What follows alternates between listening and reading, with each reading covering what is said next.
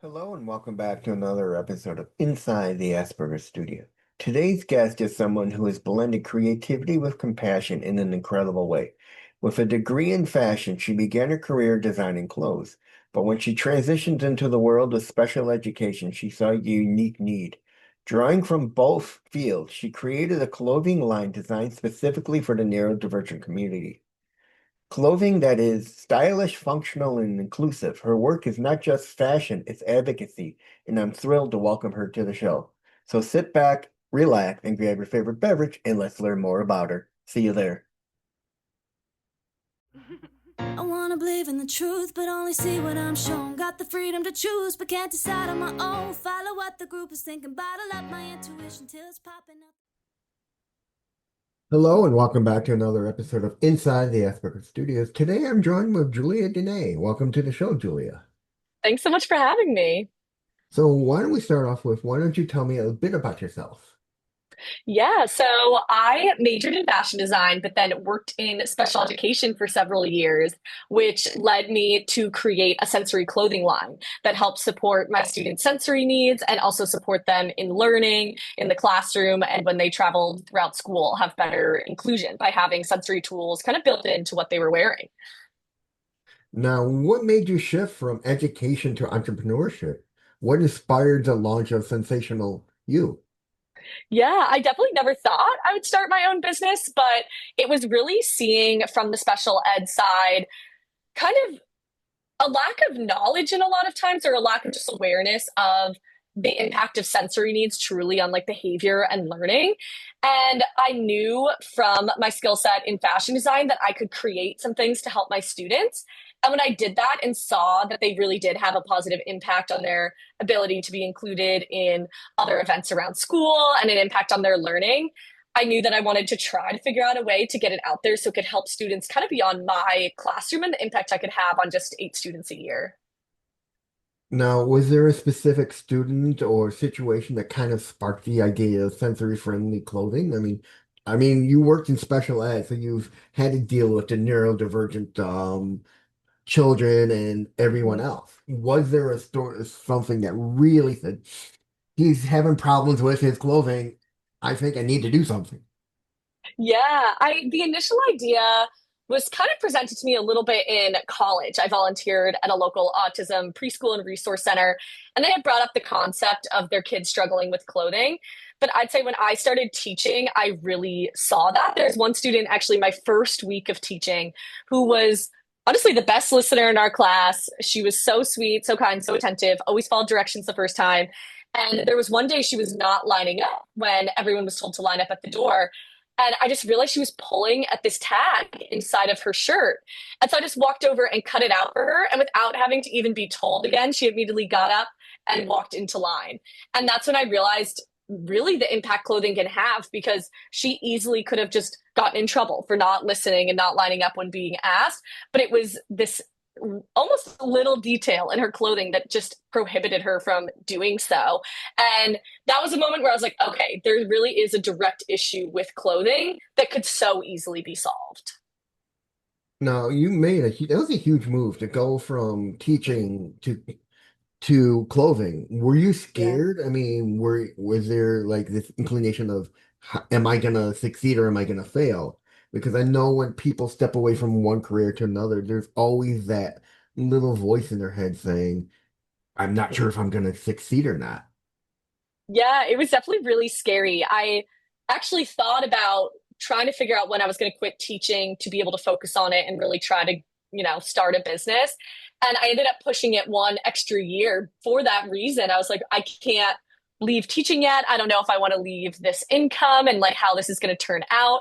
So I ended up pushing it a year and then finally took the leap. But it was definitely really scary. I think I got really lucky in that teaching is also one of those professions where positions are kind of always needed, especially in special education, I'd say, like a need for like good free educated staff. And so it gave me comfort was leaving in my school telling me to always come back if I changed my mind or if it didn't work out. So I had a bit of a safety net, which is definitely a luxury not a lot of career changes have.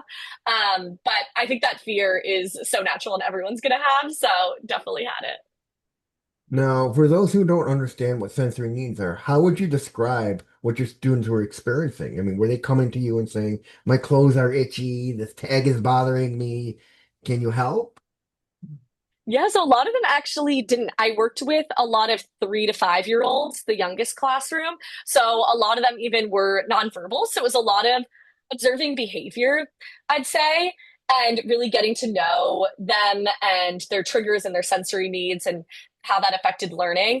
And initially, I did it by like trying tools on hand and really trying out what we had and seeing what worked and didn't. For instance, I had a student who very clearly was really bothered by noises and lights. As soon as we'd walk Mhm. into the school, he would cover his eyes and I would kind of hold his ears as we walked to our classroom. But whenever we tried to put on headphones, he'd throw them across the room after a few seconds. And I'd end up like holding his ears so that he could participate in whatever class we were doing. He could have his hands. So that's where the idea of our hoodie that helped block sound kind of came from. So everything definitely went so hand in hand in that way. But I definitely say sensory needs in general, when people don't understand it, is the fact that we all have sensory systems and like we experience sensory. So it's easy to describe it to like a higher degree, like that walking into the school with all the noise and the flickering lights to him felt like being in a rock concert, for instance, when you're just there and you leave and your ears are ringing and your eyes are kind of flashing from the stage displays. And that could be what the classroom feels like. And then like imagine trying to learn like physics in the middle of a rock concert. Like that's what we're kind of asking this kid to do. So I usually just try to relate it to other experiences people have, but just showing that it's so much more amped up. It's not just, oh, yeah, sure, the lights flicker a little. Like it's really experienced to different degrees by different people. Now, how did you translate those needs into wearable solutions? Yeah, yeah. So the hoodie was definitely one of them. And then others were, one of our biggest struggles was always having like a compression vest or a weighted vest on hand. I know at my school that was shared across a lot of classrooms. And by the time you could find it, if you even had enough hands to find it with you, um, one of my students was likely already melting down, and then you're like wrestling them into a compression vest. So I made a t-shirt where the compression is built in underneath and it's adjustable. So it can be worn loose when they don't need it, and as soon as they need it, you just lift it up and tighten both sides to give that calming hug. And I think all of these solutions that I created really came from specific repeated incidents in my classroom where I'm like, there would be a better solution or there could be a better solution that would support my students throughout the day. And when enough of that happened across enough students in our school, I was like, okay, a solution is 100% needed. And those are the designs I started with. Now, what makes your clothing line different than, let's say, typical soft clothing that or tagless clothing? What makes yours stand out to say, "Hey, this is something my child needs and we're gonna get it"? Yeah, yeah. So all of our clothes, as you mentioned, have no tags. They're all made with flat seams. So there's nothing bulky on the inside that will be rubbing or irritating on the skin. And then the integrated sensory tools are really something that's really unique. And I haven't seen any other brand do, such as the hoodie that blocks sound, or our pants with a fidget pocket, shirt with compression. We also have hoodies with magnetic closures. So those are also fun to play with and then also lead to greater independence if you struggle with the fine motor to do snaps or zippers or buttons. And it creates a seamless inside that will be more comfortable than a zipper rubbing. So all of those little changes and adding of the actual sensory tools built in to support those sensory kids definitely make them stand out a lot more than just a traditional, say, athletic clothing that are also made with no tags and flat seams. Now, I mean, you've created some amazing stuff. I mean, have you thought about now, is yours for just the younger age, or do you plan to branch out to the older ages and the teens and possibly into the adults? Yeah, so it started out with kids largely because I was just working with kids, but we have been able to start expanding into adult sizes, which has been really Mhm. exciting. So we have kids extra small to extra large, which some teens can do the kids XL, and the adult extra small picks up where the kid XL leaves off. So for teens, they'll be somewhere in there, and then adult like through XL right now. So we've been able to expand our sound reducing hoodie and matching sensory friendly joggers into adult sizes, which is exciting. Now, what are some of the tools you've included in your designs?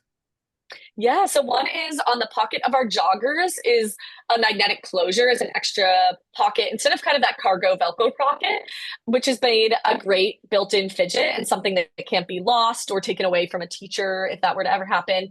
And then we have shirts that have that adjustable compression I mentioned, our hoodies that I talked about with the soundproofing material built in, also have an eye mask that can pull down, so it can really be a full sensory break kind of on the go as you pull up your hood.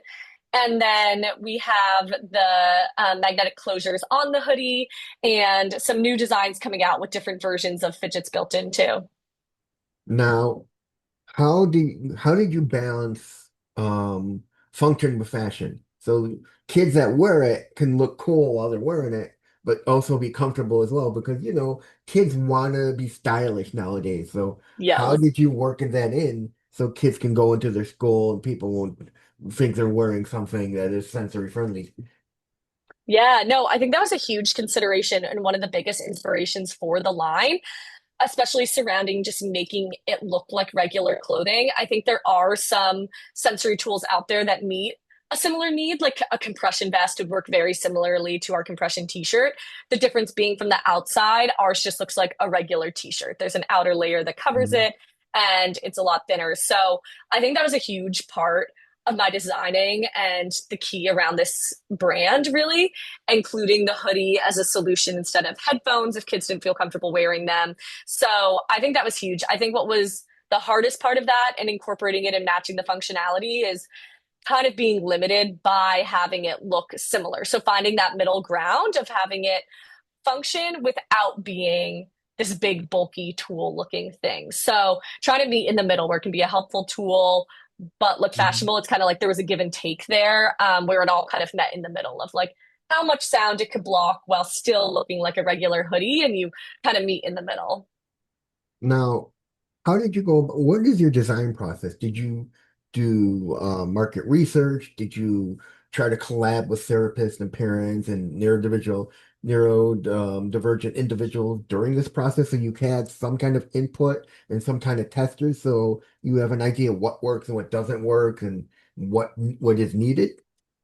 Yeah, that was honestly one of my favorite parts of starting it. I did a lot of different interviews and chats with parents and autistic adults about their experiences, especially as children, the things they couldn't communicate and bothered them most when they were younger, having started it as a children's line.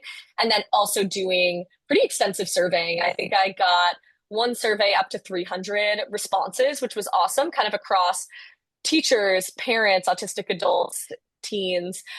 So, really getting perspectives from all sides and then working really closely with the therapists, like occupational therapists that were at my school who had really easy access to talk to all the time. Mhm. And then outside therapists that I could get occasionally information from and almost felt like studying a lot of occupational therapy resources. I had a friend who was in OT school at the time and she would send me some of their coursework so I could kind of study along what their knowledge base is, which was really helpful. And then definitely had a lot of wear testers who were my students and also just outside anonymous people to get a little more critical feedback that I was maybe not being biased for. But my students were definitely a huge part of it. It was awesome always getting to try on samples with them and just let them like see how it impacted their day and impacted at school. Now, what kind of feedback have you gotten from the families or kids themselves? Yeah, it's been really cool. One of the biggest things has been the stories that people share, which is really sweet for them to take the time to do. One that always stands out to me is a mom who reached out who said had gotten their sound producing hoodie the day before. She sent him to school in it, and the teacher sent her a note that it was the first day he could eat in the cafeteria at lunch with his peers. Usually it's way too overwhelming and he eats separately. Mhm. And that's such a direct impact win for me that's so motivational. And then we always get constructive feedback too, which I love and super encourage. So it helps change the design. So, for instance, with our hoodie, we added pockets in, we added thumb holes and little designs that customers kept asking for. I get a lot of customer feedback on colors, especially too, colors and prints that people want and that work with their school colors to fit into uniforms. So, yeah, we get both like the amazing success stories of the impact the clothes are having, and then also things that I truly save and use to impact future designs and future production runs. Has there been any surprising or emotional reactions to your clothing? Yeah, I think the ones that get me the most are on social media. People will scroll and see and be like, wow, like younger me feels so seen. Like, I wish I had had this as a kid. It would have saved me or would have helped me in different ways. And I think those emotional responses, or if I'm at somewhere in person and people have just never heard of it before and I'm tabling, and some people will be talking about their sensory needs or the struggles with their child's sensory needs and people not getting it, and them getting teared up over someone acknowledging it and like I'm creating hopefully a solution for it, always gets me. That it really shows just how impactful it is. So when other people have emotional reactions, it definitely always gets me a little emotional too. Now, how does it feel to know that your clothes are helping kids not just fit in, but thrive and be able to sit through school, be able to focus and concentrate on their work and fit in with everybody else? Yeah, it's honestly sometimes just hard to wrap my mind around that it's something I created that can have that big of an impact. But it's also the thing that definitely keeps me going. I don't think I could be an entrepreneur, have started a company that isn't having such an impactful impact like that, because I would just feel like there was no point to what I was creating, or the struggles that come along with starting a business just weren't worth it. Like, I just can't imagine trying to create something that wasn't having that big of an impact on people's lives. But definitely sometimes some of the stories are people saying it like that or telling me that directly. It is kind of crazy. Like, I just wanted to create something that helped my students, and seeing how widespread it can help kids is gets me pretty emotional because it's really cool to be able to say that I'm doing something good. Now, starting a business isn't really easy. What was one of the Yeah. challenges you didn't see coming? Yeah, I think what I didn't anticipate was just how challenging the production and supply chain side is. I think it's really was easy for me in college to, throw together and sew together a sample or a one-off, but managing that and making sure we have stock in at the right times and navigating the changes in tariffs and all these things that impact production is something I think I was not 100% prepared for. I thought it'd be pretty easy to just like always have hoodies I could be selling. And that's definitely been a big barrier. It feels like when people reach out and they're like, when is this going to be restocked? Or, oh, I was going to purchase, but it was out of stock. And just trying to navigate all that while still trying to manage all the other sides of the business has been shockingly difficult. Now, been one of the most rewarding parts of building Sensational You from the ground up? Yeah, I think one of the most rewarding parts is having my hand in everything. So I see everything. I see all the Instagram comments. I'm at every event showing it off and talking to people, and I'm having every single conversation around the brand. So I'm meeting amazing people in the space and getting to know amazing nonprofits and schools and organizations, and seeing their positive reaction to what I'm building has just been really awesome to have such a hand. I think I've worked at larger corporate companies where you don't even really see every single side of what you're creating. Like, we maybe approved a sample and then it was out of our hands. We were on to the next thing. And so to be able to see it have its full life cycle from my hard work in designing it all the way through that customer feedback and connecting with larger organizations that work with so many families and kids, that's been really cool. And I think something that I underestimated in being a small business. Now, when doing all this, I mean, is there something that truly surprised you? Like, oh my God, I can't believe this is happening. Is there like one event that this stuck out in your mind that meant that all of a sudden you get so much replies and thank yous and parents coming up to you and thanking you? Is there one event that really sticks out in your head that says, oh my God, this is well worth the work I've done? Yeah, I think there have been a couple moments. I'd say my in-person moment, I donated clothes to be a part of this overall adaptive, inclusive fashion show. And I'd never seen just like nine kids all in our clothing at once, like showing off on this runway. And it honestly made me really emotional to watch and have everyone cheer that on and get kind of the attention around that.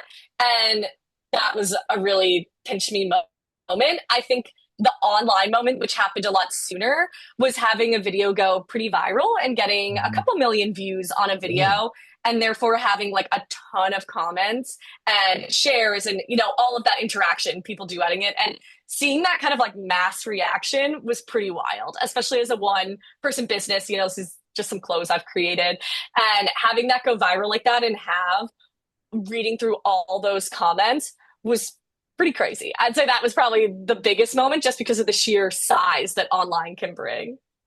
What was it like to the minute your website launched? Did you get like lots of views? Did you get comments? Did you get orders instantaneously? What was that like to the minute you hit publish? Yeah. What was the reaction the minute it went live? The minute it went live, I think I simultaneously sent out an email saying it had gone live. And I think we immediately got like two orders, like within that first few minutes of it being live, which was pretty crazy. I was like, I don't know how this launch is going to go. It was like during spring break of teaching. So getting some people who were right on it, like knew it launched at noon, say it was, and they ordered immediately. That was really cool. That, oh, people are waiting for this. And then I think it was a lot of them just building it up. I think after kind of that first day with the people who had been waiting, I realized that it wasn't just going to be kind of this linear upward views and orders. And I don't know, I think I didn't anticipate that at first in launching business. I was like, oh, everyone's been waiting for this. And some people waited from day one, so it'll just keep increasing. But then it was a bit of like an up and down and upward battle and always trying to reach new people. But that first like couple hours that it went live, it was really cool to see the people who were like, I've been waiting for this day. Like I marked it in my calendar, or I was waiting for your emails. So that was cool to see the people who had really been following since like before that website went live. Now, what was it like to see your own students wearing this stuff you put your hard work into? It must have been like a heartwarming moment knowing that they're your students. These are kids you've been teaching wearing stuff that you put your hard work into. Oh, it was so cool. I think in particular, our compression shirt, I ended up bringing one in for a student who just I was having a really hard time transitioning from the bus to our classroom kind of suddenly. Like he had Mhm. been fine for months doing it. And we were trying to figure out what kind of had changed, how to support it. And so one of the things I started doing with him was going on walks before heading to the classroom and like having him carry something heavy, and added our compression shirt in to kind of add that like proprioceptive input to the walk, and seeing that change, and then having him anticipate that routine and come in and like be so ready to put the shirt on and wear it throughout the day and be so happy was honestly so surreal. That was like right after the launch. So I really had like the final version of the t-shirt for him to be in. And it was so cool watching him like sit down and be working with another teacher, and you look over and it's like the thing I just been designing for so long, and seeing it work was so cool. Now, if there's someone out there who has a big idea like yours, what advice would you give them to get started? Yeah, I'd say find community is a big one. I immediately tried to just connect with people on LinkedIn. I ended up getting added to this awesome group of female entrepreneurs. I found now since a community of adaptive founders or founders focused on solutions for neurodivergent kids. So I kind of had these pockets of different communities. And still to this day, it's so key to decisions I make or when I get stuck or a challenge comes up. One, keeping motivated, and also everyone's having experienced things at different times. So if there's someone who's already gone through it, the entrepreneurship community is honestly so supportive. Like we all want to help each other out when you are a small business. So I'd say don't be afraid to reach out to people individually, even if you don't know them on LinkedIn, and ask for advice, but also try to find those groups, because it really was game changing for me. And even just knowing where to begin. Like I know I signed on and someone was like, okay, step number one is getting the URL for your website. And I was like, oh, I hadn't even thought of that because we were nowhere near selling. And they were like, but you want to get the name. So people who have gone through it have little things, whether it's from their personal experience or advice that they got, that they're really willing to share, which is really cool to discover. So I think when you just have an idea, immediately just try to start talking to people who have executed. Now, what's next for Sensational You? Are there plans to expand the line or introduce new features? Yeah, that one I'm super excited about. I think coming from a design background, I've been kind of waiting until we can expand more dramatically and add new designs into. So I've been excited to start working on those and get those rolling. And I think also just expanding sizing and coloring colorways, try to have something for everyone in that way too, are kind of the two things I'm focused on right now. A few new products and a few new colors every few months. Now, I know I brought this up before, but do you plan to bring the clothing line into the adult clothing as well?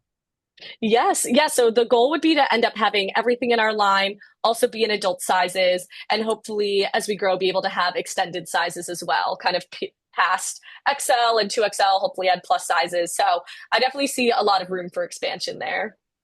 Now, what's your biggest dream for the brand? My biggest dream is that it becomes mainstream enough that you can find, say, like you walk into Macy's, there's an adaptive section, you could find Sensational You there and find these solutions really easily in person if you wanted to go try them on first. And also that it just becomes widely known that if you need, say, a hoodie for traveling, you're like, oh, this sensory brand also works for that. And it just becomes known that it's an option, especially for parents who feel lost or the kid is newly diagnosed or they just learned about sensory needs. It comes to mind, or someone they know, it comes to mind to pass on. So definitely see a lot of options for expansion, but I guess the goal is just that it becomes large enough that it's there for people who need it. Now, if you can go back and give advice to your younger self, just starting out in special ed, what would you say to her? Wow, that's a good one. I think I'd say that I made the right choice. I think it was kind of scary leaving college during the pandemic, kind of Hmm. taking this pivot away. I'd majored in fashion design. I always thought I'd end up in a corporate fashion job. And this was kind of a large pivot. And I think my family at first was questioning what I was doing. And so it made it harder to feel very solid in my choice. And I think it would be really awesome to look back and just tell her that it was the right choice and just soak up everything and like enjoy the moments of teaching, because it is kind of sad when I ended up leaving and not being able to see those kids. So being able to just enjoy that and enjoy that time in the schools. Now, what have you learned from the neurodivergent community amongst everything? Oh my gosh, so much. I think I was someone before, even well before starting the brand, kind of learning. I obviously knew about autism, knew about ADHD, knew some people from growing up in my schools who were autistic, but my knowledge I felt like was pretty limited. So I think I've learned so much. And I think one of the biggest things I learned, just even personally, life lesson wise, from my nonverbal students in particular, was just that observation of behavior and like how everyone moves and communicates differently. I think it's really cool to enter now into the world if I enter into the grocery store and like just watching nonverbal communication that we all really have has been really cool, and just being able to like slow down life and observe it in a different way is really cool. I think my students always saw things when we were out on walks on the playground or in lessons that I never would have connected. And it's been cool to be able to step back and like see the world in different ways, in ways they've taught me to. Now, you've dealt with nonverbal students. How do Yeah. you approach them and say, talk to them and say, this hoodie can help you feel more comfortable. You can help eliminate noise. How do you communicate with them so they understand you? Yeah, I think what was really cool, I think for me to learn really early on in teaching too and interacting with nonverbal students was really understanding that they understood every single word I was saying. Just because they can't speak doesn't mean they can't understand. So Mhm. that was awesome. A lot of my students had really good receptive language. So I would talk to them like I talk to you. We would chat all day, which was really cool. And I think for the sensory tools in particular, I talk about like, oh, is the noise too loud? Are you feeling that? I'd put my hand over their ears and be like, does that help? And kind of work through explaining to them how to meet their own needs too. So then offering the hoodie and explaining it kind of like just how you did, that the hoodie or the headphones or whatever tool I had on hand can help. Like, let's see if it helps block out the noise. Let's see how it feels. If you put the hood up, it'll block some noise. You can take it down and just let them play with it, put it on. And it was really cool to see them kind of with really so many tools in the classroom and different things, but the hoodie too, like take it on, kind of look around, like take it off, kind of compare, and just kind of give them the space to explore. But definitely always explained what it was ahead of time, like let them touch and feel it before just like putting something on them and like over their head, I think is very important. Always that communication. But I think that came really naturally by the time I had the clothes for them to even try on, because it'd been a couple years of working in the schools, and I like talked all day every day anyway, so it kind of fell naturally into our conversation. But I realized for a lot of people maybe that isn't true. So yeah, I think that initial explaining and just talking through exactly what you're doing, how it helps, what it would help, and then just letting them kind of naturally take it on and off and explore for themselves rather than forcing something is important.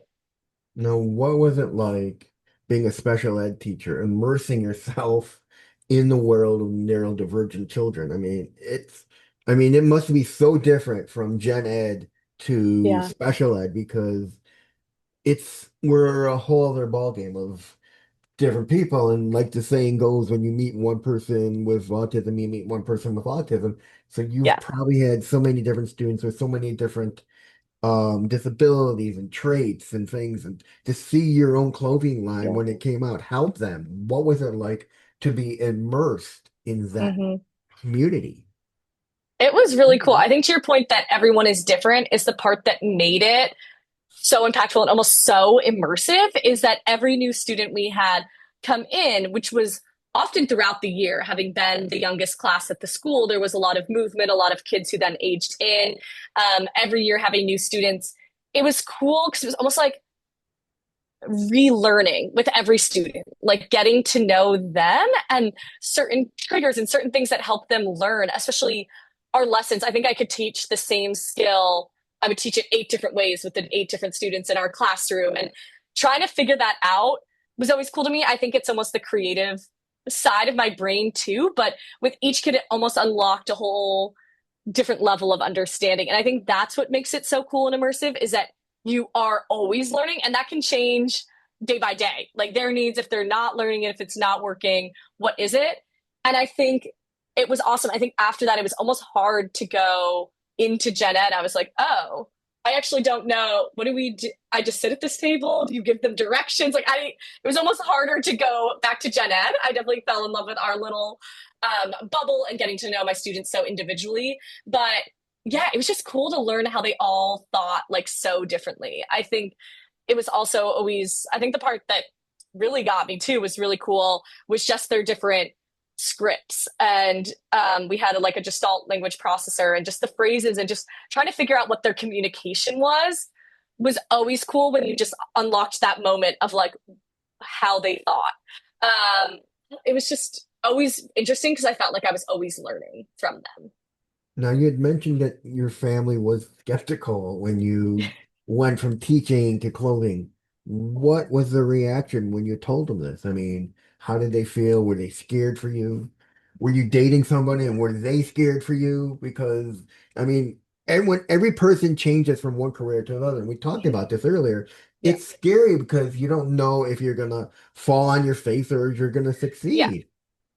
Yeah, I think my parents in particular were really afraid, really had that fear. I think especially their generation, they were like, why don't you work at a big corporation, then a small company, and then start your own thing? And I was like, well, I'm already kind of starting this. I feel confident I can, create solutions now. Like, why put that off for 10 years and not have these tools available? And I might as well try.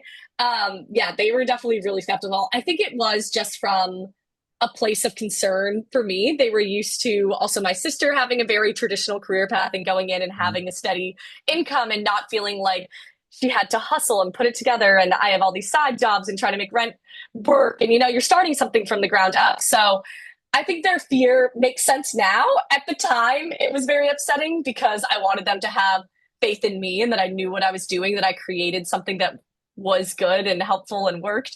But yeah, I think it was just that parental fear that they wanted me to be able to just, I guess, enjoy life is almost a better. They were like, if you just have a job that's 9 to 5, you can then just Hmm. chill a little bit. You Yeah. could start building your life and you're not just always in this hustle mode. And so I think that's where their fear came from. And I think it was very valid, but it was definitely hard for me to face at the time. I mean, I think that's tip parents' most typical response when you tell them, "Oh, I'm going to change from this to this." and Yeah. they're always worried about you. I mean, you're probably what, the youngest child in your family, Yeah, I was and the middle, but yes, yeah, the youngest one middle, in the workforce at the time. and Yeah. it doesn't make matters any better considering your sister, like you said, had a successful career path, and you're like, okay, Right. she's gonna follow that same path too, and then all of a sudden you just Actually, yeah. You're like, actually, goals, I'm and not all going of a to. sudden you're somewhere else, and you're like, oh God, is Yeah. she? What's gonna happen to her? Yeah. Yeah. I think they were used to me following the very traditional path too, like working hard in elementary school to middle school to get into the advanced classes in high school to get into a good college and graduate with a good GPA. And then I was like, actually, I'm just going to detour to an untraditional path. So, yeah, I think it was hard for them to wrap their minds around at first. What was it like for you as a person to realize halfway through your schooling, this wasn't for me? I want to make a difference to the community that I helped support and taught. Yeah, I think for me, it was such a slow buildup that I don't know that I ever had like one moment of like true fear, like, oh my gosh, I'm really going off of the path I envisioned myself on. I think having graduated in 2020 into the pandemic, my whole job and career path felt very murky. I didn't Yeah. necessarily even see like where I would see myself in 5 to 10 years. Like, I didn't have that solid vision yet that at the time caused a lot of anxiety for me that I didn't have that vision or I couldn't see that I wanted to do this for 25 years or whatever it was. I didn't have that clear path. But I think that then helped me be like, okay, well, I'm not even really leaving a path because I didn't feel set on doing this for 20 years, 25 years, my whole career. So I think that really helped me. And then also taking it slow helped a lot, that it was a slow buildup over many years of slowly starting the brand and then slowly Mhm. deciding when to leave to work on it. And even when I left, I was a substitute for my school and would come in and like help with kind of the same students and teachers I worked with every now and again. And so I really had to slow ease into it that if it's an option for other people, I super recommend because it took away a lot of that like, whoa, oh my gosh, my whole path is changing because it was so over time that it felt very natural. Now, are you at a place now in your life where you can just sit back and say, I did this, I can relax, I'm making good money, products are selling, or are you still almost like working like paycheck to paycheck from your own company? Definitely still working paycheck to paycheck for my own company. I still have side jobs to Mm. keep as much money in the company as possible. So it's definitely still a hustle. But I'm definitely also kind of thankful for this stage because the company is just me, as I said, like being able to have all those touch points, but definitely makes for very long work days. So it'll definitely be nice, as you said, to have those days where you're like, hey, I can sit back and it's all flowing smoothly. That'll be a really cool day. But yeah, right now it's definitely still all on me to kind of make it happen. And so it feels like every day is like, okay, who can I reach out to? What posts can I make? How can I reach people? Which definitely has pros and cons, but one day, hopefully. Now, do you hope one day to be walking down the street in New York and see somebody wearing one of your products? Oh, yeah. I think that would be really cool. I definitely think about that often, especially when I get orders that are in New York or around the area, around my parents in Connecticut. I always wonder, like, will I see someone just in the store or at outside wearing one of my designs? So the day that day comes will be very exciting. Now, what is it like being a successful woman on your own, running your own company on your own without any help or support? I mean, it's got to be tough being a one-person team. Yeah, I think the hardest part is that one, there's no one to immediately bounce ideas off of, or Mm. someone isn't already handling something. And then there just not being enough hours in the day. Like if I have to spend a lot of time prepping our finances for tax season, then I'm not working on selling or working on social media and connecting with customers. If I have to repair our website because something's down, my inbox is not getting answered. So I think it's hard trying to do everything and trying to learn new skills as I do those. Like I had never managed a Shopify store before. So trying to learn that while managing it, while trying to do marketing, while communicating with the factory. I think it's hard because you're essentially doing like 4 or 5 people's full-time jobs, but it's Mhm. you doing all of those jobs. Have you tried approaching like little chains clothing stores and saying, "Hey, I am the creator of this clothing line. Would you be interested in carrying my clothing?" That's definitely been some initial conversations. I've begun that reach out. From a large point for other clothing stores, I think that's something that's going to be coming up this year and probably next year. What was hard about doing it initially at first is that I wanted to keep the product as affordable as possible, which meant keeping really tight margins. So I don't have the margins yet to sell to a store for them to also mark it up like they want, usually a Hmm. 50% That margin makes sense. also. And so to make that happen, I'd have to sell my products at a lot higher cost, which for these families just like doesn't seem fair and also just accessible. I just want to make it as reasonable and that everyone can access it who wants it. So that's been kind of a hard thing to juggle. But in the fashion world, as you order higher quantities from the factory, the price decreases that you pay per unit. So my hope is to grow the brand enough over this year that I can do larger orders, bring that price down, and be able to get some of the products in stores. And finally, what's one thing you wish people understood more about sensory needs? I think that it's that they're not something that are a choice or that can easily be gotten over. I think it's easy to look at kids or hear even an adult describing something and be like, well, I sometimes have tags that are uncomfortable in my shirts. You can just get over it. And I think it's knowing that everyone experiences sensory to a different degree.